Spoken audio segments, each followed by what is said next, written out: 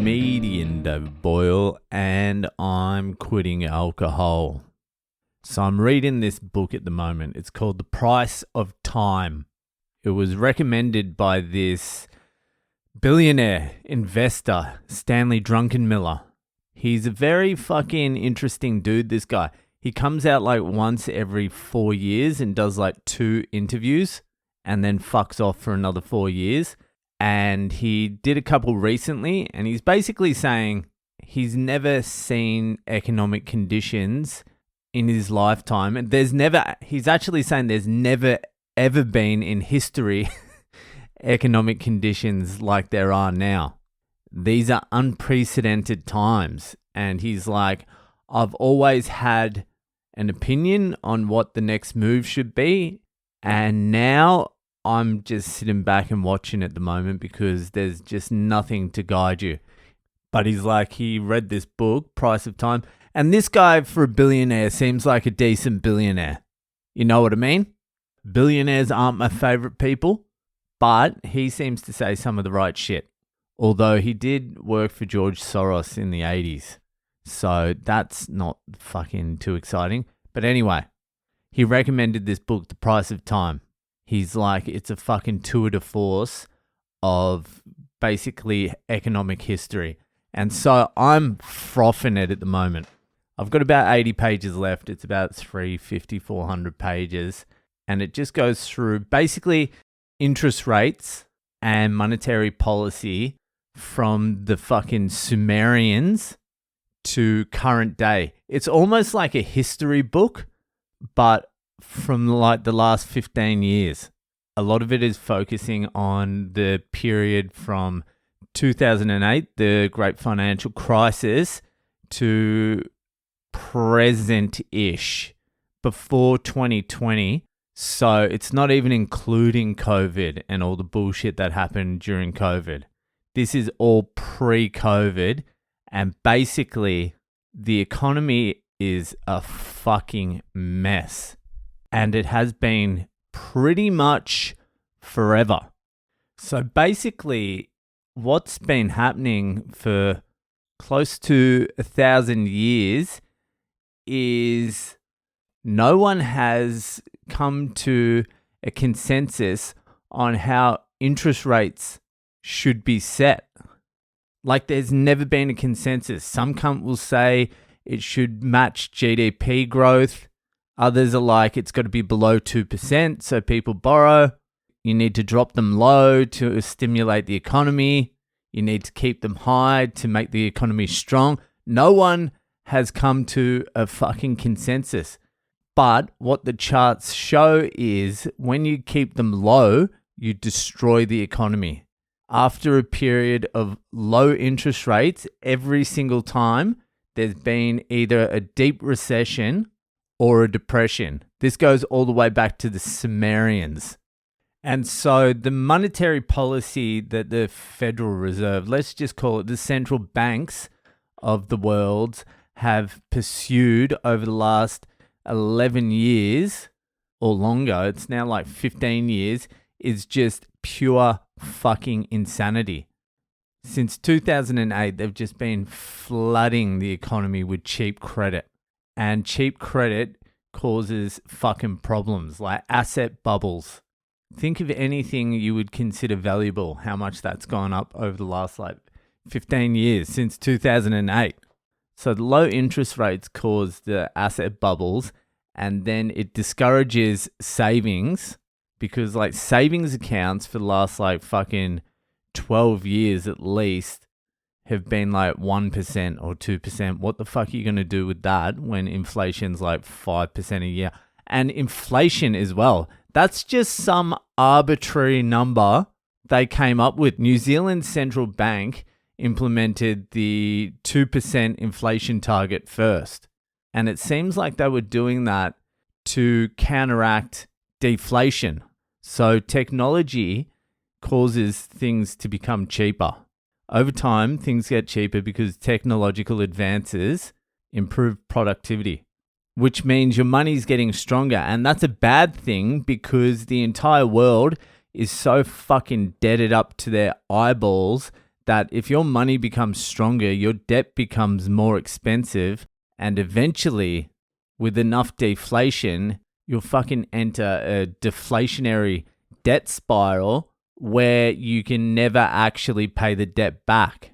So, to counteract that, they set a target of like 2% inflation a year. So your money is losing value 2% a year to counteract your money actually getting stronger. It's a fucking mess. This book clearly shows that no one knows what the fuck is going on. It's just fucking blunder after blunder all through history and never any course correction. Since at least 500 years ago, there's been no course correction at all. Once in the 80s, they jacked the interest rates up to around the 18-19%. There was a few years of recession and then there was a boom for like 30 years. But the fucking economy, it's just all smoke and mirrors. I recommend anyone who's interested in the economy or money, read that book, The Price of Time by Edward Chancellor. I think that's his name. I don't know why, but I fucking froth economics and macroeconomics and shit. It tickles my ADHD hard. I've fucking nailed this book in like 4 days. But yeah, the whole fucking economy is just one big fucking fraud. And eventually, the piper is going to have to be paid, but no one knows when that's going to be. But it's inevitable. Anyway, it's fucking Monday. Welcome to Monday. What a start. I'm sitting here at work. I don't even want to be here. Boyle's telling me my money's an illusion, and it is. What should I do, Boyle? What should I do? Well, this book absolutely slammed cryptocurrency as like one of the biggest, stupidest bubbles ever. But if you want to fucking get out of this shit, Bitcoin is the only way out. Apparently some Nigel Farage cunt over in England, the Brexit dude or something, he had his accounts suspended. All his bank accounts. He can't fucking access them. Because, I don't know, I haven't even looked into it. But that's a good reason to have your money in Bitcoin, isn't it? Cold storage Bitcoin, isn't it? That's a good reason. Because when they come to fucking close your bank accounts because you said some fucking shit they didn't like, then they can close your accounts, but they can't close your Bitcoin. Anyway, get on it, cold storage. It's Monday. And you know what that means. It's time for Ask Boyle. It's Ask Boyle time. So if you have a question that you would like answered by one of the greatest minds of the generation, comedian, philosopher, economist, Craney, Le Boyle, then head to my website. It's boylecomedy.com. There's a section there for fucking questions. I need some questions. Send me through some questions. And if you've sent me a question and I haven't answered it, it's because I've lost it. So remind me what your question is. I've read all of them. I just fucking misplaced them. I can't remember if they're in the fucking Messenger or Instagram or fucking Ask Boyle. That's why you got to send them through the website. Go to the website, boylecomedy.com, ask Boyle, send it in. Anyway, this week's question was sent in by fucking Kent over there in the UK. So Kent's question is this. I know that you haven't touched alcohol and that you've still done drugs during the past few years of sobriety. My question is, have you ever done a podcast while you were partially or fully high? I remember listening to one maybe 2 years ago and you sounded totally fucked up. I'm trying to find it again as I've listened to every single podcast you've made, but I figured you would have a better recollection. Well, Kenty, you have come to the right place. No, I haven't done one fucked up. I think maybe when I was in England, I did a couple on no sleep after taking some MD, but no, I've never done one actually high. I might do though. I looked in my little kit where I keep my tobacco and shit. I have like 9 pouches of fucking like pipe tobacco that I bought in Malaysia, like maybe 7 years ago that I haven't opened, but I just keep it all in this pouch. And I was looking in it the other day for my Golden Virginia tobacco for the Patreon podcast. And I found a little baggie of some real shit looking weed in there that I completely forgot about. I don't even know where it came from, to be honest with you. It's just sitting in there. It looks like the stuff I grew up on. The shit that Paul Coleman used to steal off his dad and sell me. Fucking, he would sell me a whole bag of this bush bud for like $15. He would just steal it off the tree and give it to me. Dry it out and give it to me. And I used to fucking love that weed. And then hydroponic weed came in.